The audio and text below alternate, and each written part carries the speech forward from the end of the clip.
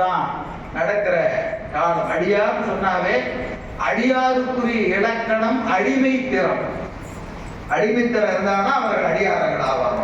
எங்கேயுமே என்ன செய்ய மாட்டாங்க, தன்னை முன்னிலைப்படுத்தி காட்டக்கூடிய பாங்கு அடியார்களுக்கு இல்லை. இன்னும் கொஞ்சம் சொல்லணும்னா பொதுவா தமிழர்களுக்கே இல்லை.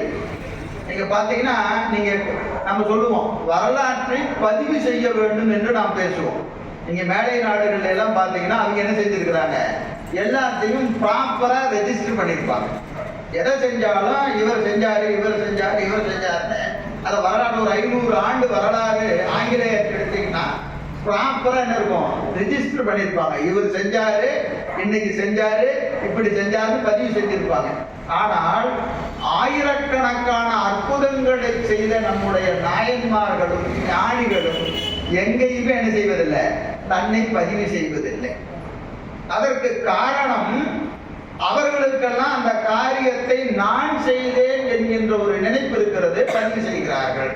நாயன்மார்களும் ஞானிகளும் இந்த காரியத்திற்கு நான் முதல்வன் அல்ல, இறைவன் ஆணையினால் இது நிகழ்கிறது, எனவே இதற்கு நான் உரியவன் அல்ல என்கின்ற மனநிலை இயல்பாகவே தமிழர்களுக்கு உண்டு.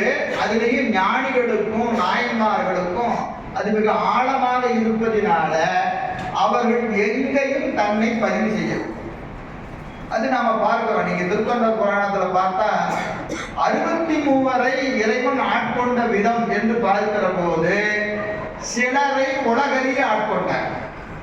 ஆட்கொள்கிற போது எப்படி வர்றாரு, உலகறிய பார்க்க எல்லாரும் பார்க்க வந்து பெருமான்